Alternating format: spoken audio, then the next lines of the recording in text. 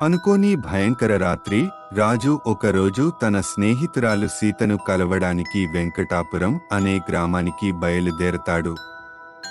సీత అతనికి చాలా ప్రాణ స్నేహితురాలు, కాని ఒక గొడవ తర్వాత వారు కొన్నాళ్లుగా మాట్లాడుకోవట్లేదు. సీతను కలిసే ఉద్దేశంతో రాజు ఒక పాత కారులో బయలుదేరుతాడు. తను గ్రామం చేరుకునే లోపే చీకటి పడిపోయింది. దాంతో చీకటిలో దారి కనిపించకుండా అవుతోంది. అతను రాత్రి గ్రామానికి చేరుకుంటాడు. చీకటిగా ఉండటం వల్ల అతను తన కారును ఒక పాత పాడుపడ్డ ఇంటి దగ్గర ఆపుతాడు. ఇంటి బయట పెద్దగా ఏమీ కనిపించకపోయినా ఇంటిపై కప్పు పడిపోవడంతో దాన్ని చూసి అతనికి అతి భయంకరంగా అనిపిస్తుంది. తనకు దిక్కు తోచని సమయంలో అక్కడ రాముడు అనే ఒక గ్రామస్థుడు రాజును చూసి ఆ ఇంట్లో ఎవరూ ఉండరని, అక్కడ ఉండటం ప్రమాదకరమని హెచ్చరిస్తాడు.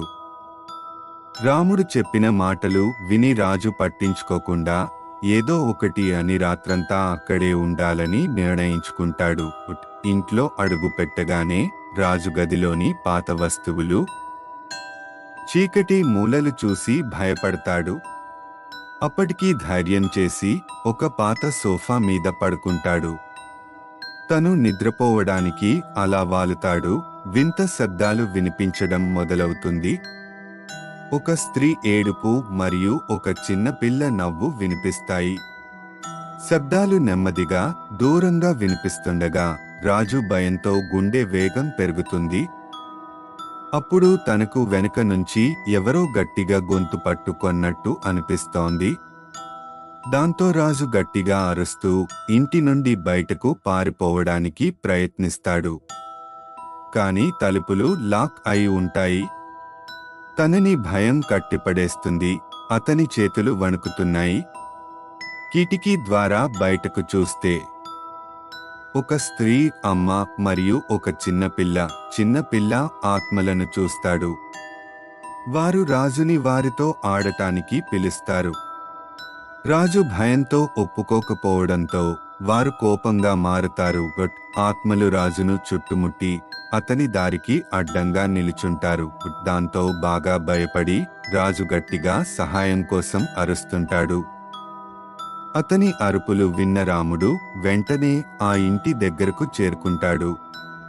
తలుపులు పగులగొట్టి రాజును కాపాడి బయటకు తీస్తాడు. రాముడు ధైర్యం చూసి రాముడికి కృతజ్ఞతలు చెప్తాడు. రాముడు రాజును దగ్గర్లోని గ్రామానికి తీసుకువెళ్తాడు. గ్రామంలో రాజు తనకు జరిగిన సంఘటన గురించి అందరికి చెప్తాడు. గ్రామస్థులు తనకు ఆ ఇంటి గురించి పాత కథలు చెప్తారు. 2 సంవత్సరాల క్రితం ఆ ఇంట్లో నివసిస్తున్న స్త్రీ తన చిన్న పిల్లతో కలిసి దారుణంగా చనిపోయింది. అప్పటి నుండి ఆత్మలు ఆ ఇంట్లోనే ఉంటున్నాయి అని, రాత్రి వాళ్ల ఏడుపులు వినిపిస్తాయని అన్నారు. రాజు ఈ సంఘటన తరువాత ఆత్మల గురించి మరింత నమ్మడం మొదలు పెడతాడు. అతనికి ఈ అనుభవం ఒక హెచ్చరికగా ఉంటుంది.